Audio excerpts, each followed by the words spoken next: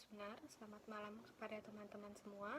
Di sini kami dari kelompok 7 akan mempresentasikan materi mengenai aspek keuangan dalam studi kelayakan bisnis. Kami memulai presentasi, izinkan saya untuk memperkenalkan anggota dari kelompok 7, yaitu yang pertama ada saya sendiri, yaitu Nimade Ariandayani sebagai pembicara pertama dan juga moderator. Berikutnya yaitu ada Putu Ayudila Sri Lestari sebagai pembicara kedua, dan yang terakhir yaitu ada Niputu Lia Lestari sebagai pembicara ketiga. Adapun submateri yang akan kami bahas pada presentasi kali ini yaitu yang pertama mengenai sumber dan penggunaan dana, yang kedua yaitu mengenai aliran kas, yang ketiga macam-macam biaya, dan yang keempat yaitu menghitung kebutuhan investasi. Aspek keuangan merupakan aspek yang digunakan untuk menilai keuangan suatu perusahaan secara keseluruhan, di mana secara keseluruhan penilaian dalam aspek keuangan ini meliputi seperti yang pertama yaitu sumber-sumber dana yang akan diperoleh, yang kedua yaitu kebutuhan biaya investasi, yang ketiga yaitu estimasi pendapatan dan biaya estimasi selama beberapa periode, termasuk jenis-jenis dan jumlah biaya yang dikeluarkan selama umur investasi.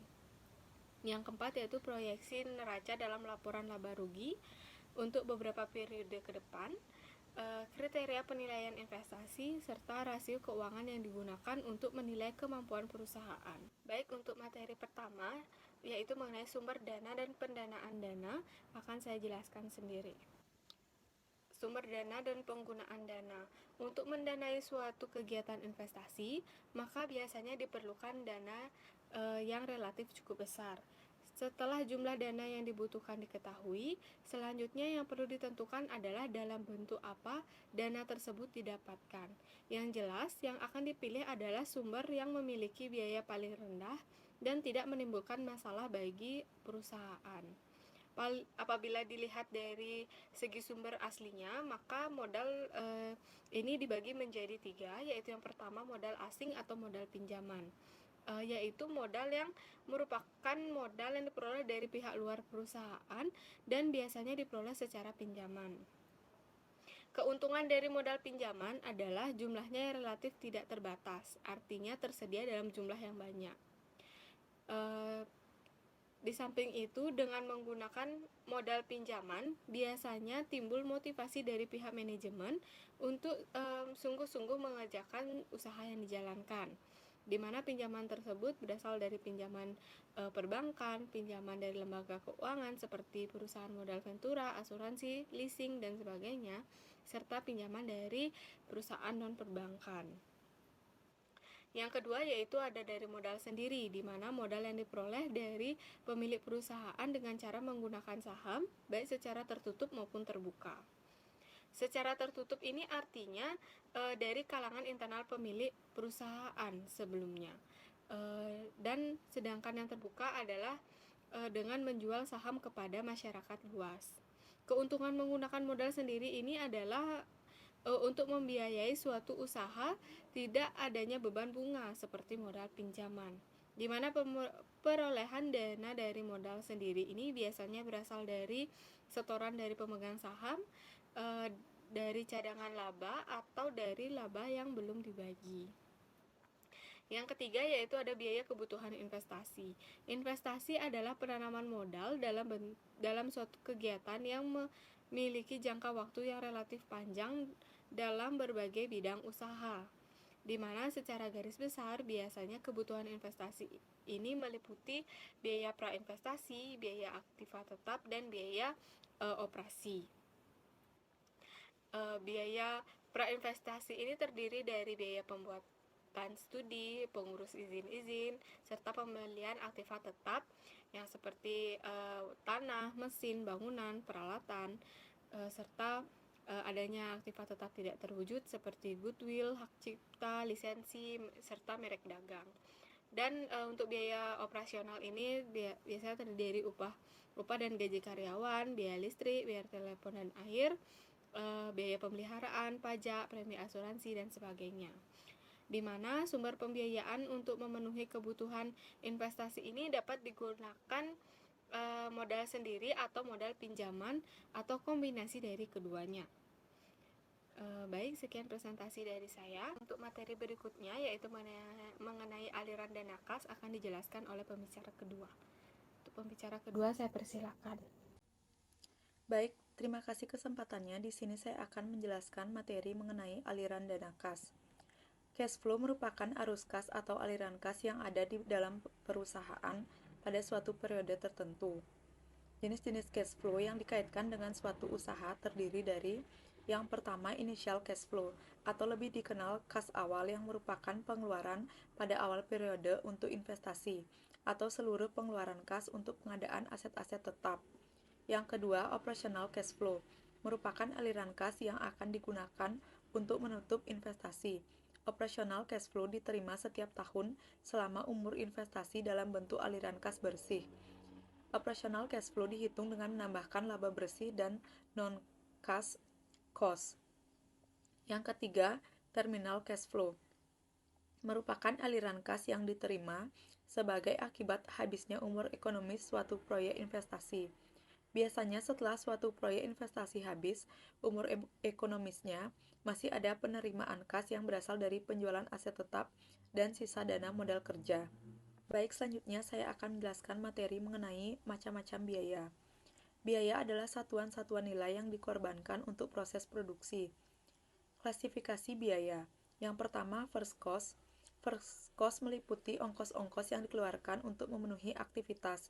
Keuntungan utama dalam memperkenalkan klasifikasi ini adalah bahwa ini menarik perhatian kita kepada suatu kumpulan biaya berhubungan dengan proses produksi.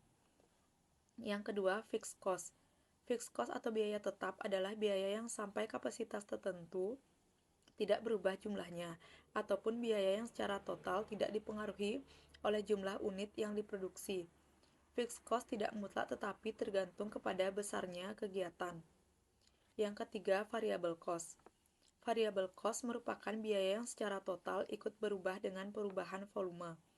Variable cost dimasukkan ke dalam kumpulan pengeluaran biaya yang bervariasi dalam hubungan ke tingkat operasional. Yang keempat, sunk cost. Sunk cost merupakan biaya yang hilang pada waktu lalu. Sunk cost adalah suatu hal yang tidak dapat diubah oleh tindakan yang akan datang. Yang kelima, incremental dan marginal cost. Incremental dan marginal cost berhubungan pada konsep dasar yang sama. Incremental cost berarti tambahan ongkos. Marginal cost khusus mengenai kenaikan dari output yang biaya hanya menutupi pengembalian yang diperoleh.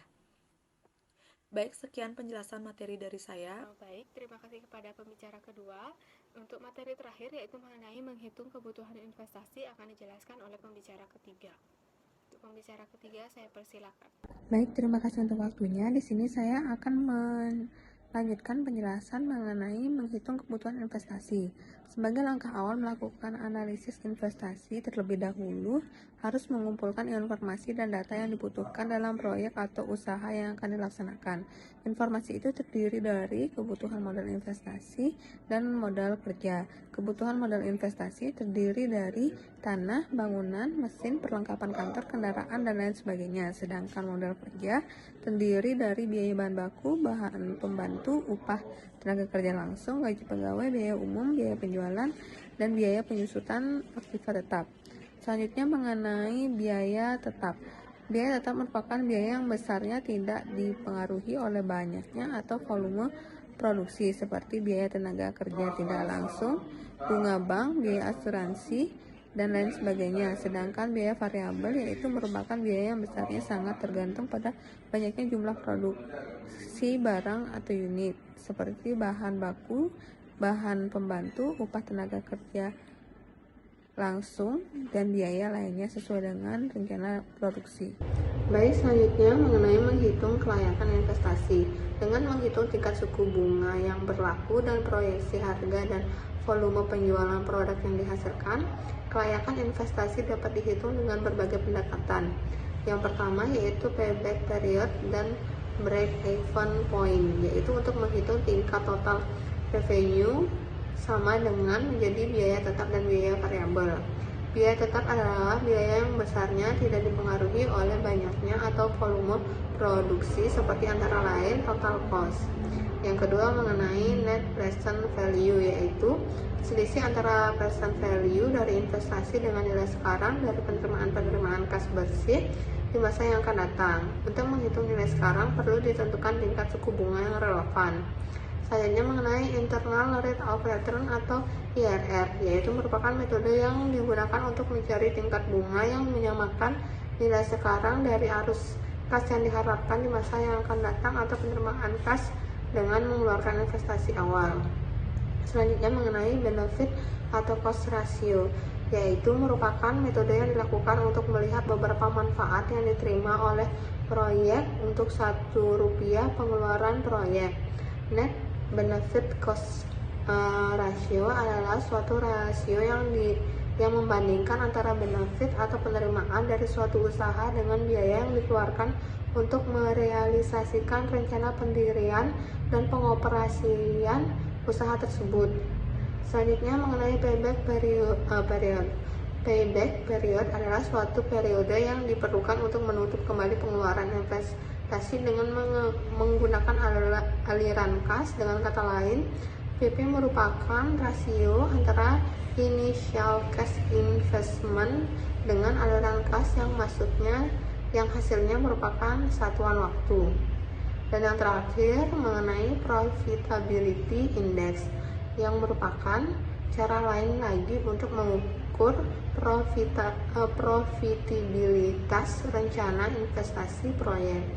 Dalam metode ini, profitabilitas dicari dengan cara membandingkan jumlah seluruh present value, net cash flow, dan salvage value dengan nilai investasi proyek. Dengan kata lain, profitability index merupakan perbandingan antara nilai cash flow investasi dengan biaya investasi yang dikeluarkan.